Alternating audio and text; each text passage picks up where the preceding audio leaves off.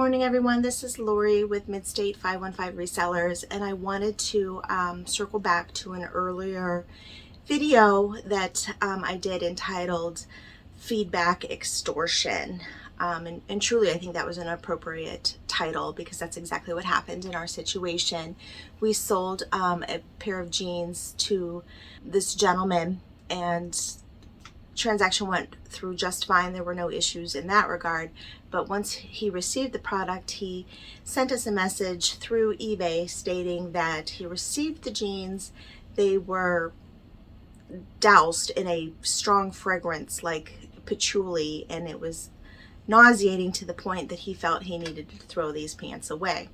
So of course we reached out and said, hey, we have free returns. Please just send it back. That'll give me an opportunity to research and figure out what's going on here. Why, out of all of the items that we've sold, does this particular garment have an odor to it? And two, he gets his money back, including shipping, because, you know, we would have done that and we offer free shipping, or free returns rather. He said, nope, it's not worth his time. So we're like, well, okay, that's your choice. A few days later, he reaches back out to us and says that he has decided he now wants a refund on those pair of pants, but he can't return the product because he threw them away.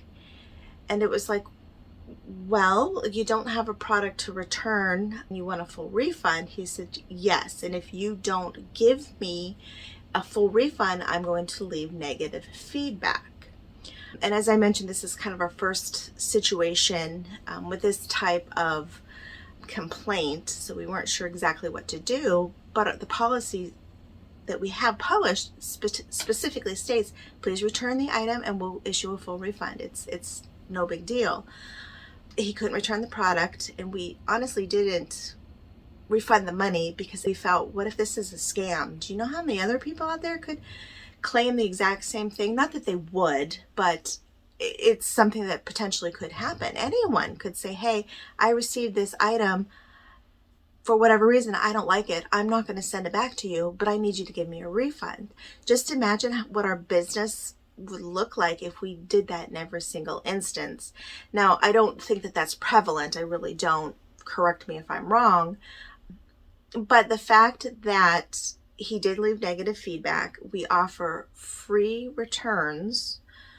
We felt, you know, maybe this is unjustified feedback. So after almost a day and a half of trying to get a hold of somebody on eBay, their response was, well, feedback is feedback. He has the right to say anything that he chooses to in feedback.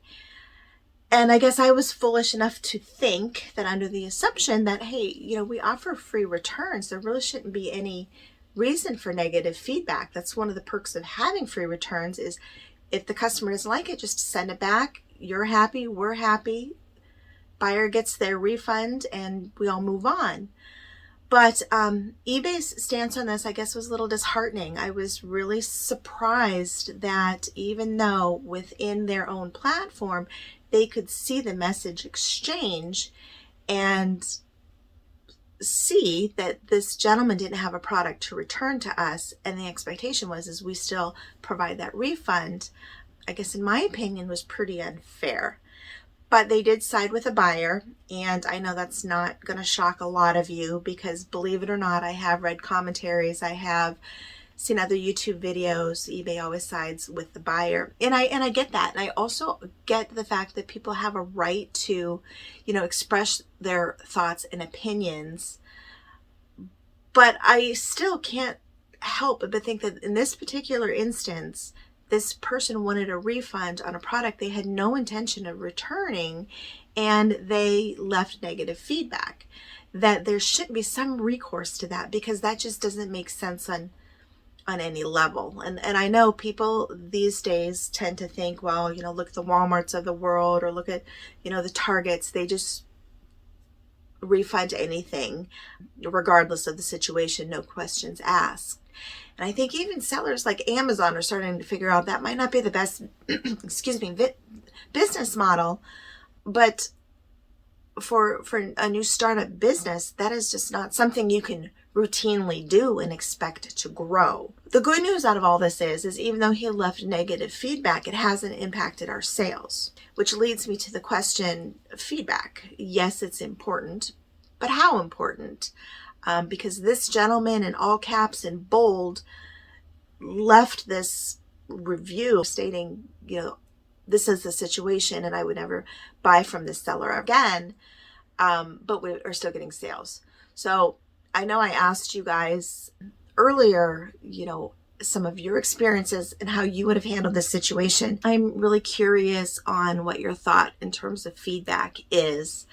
Believe me, I'm not naive enough to think that we're going to do this long term without any negative feedback. I've lived in the real world. I get that. And I guess, again, the point of this whole conversation is the situation that led up to that negative feedback. We would have certainly done all we could to resolve it. Again, my question is, as far as feedback is concerned, how much impact has it made in your store and in your reselling life? And the free returns, has it been an issue for you? And is it something that you find is still really worthwhile? And has your selling experience been impacted by negative feedback?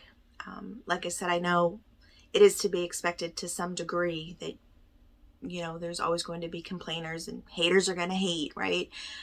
I just was curious because of the stance that eBay took as far as just leaving that feedback as is and not removing it, even though we do offer the return shipping. I don't know, just what your experiences are. So if you have any other comments, again, I appreciate you guys listening and hearing me out with this. I'm learning the ropes here, and I guess this was a big lesson learned. So thanks for your time and hearing me out. I appreciate it. Thanks, guys.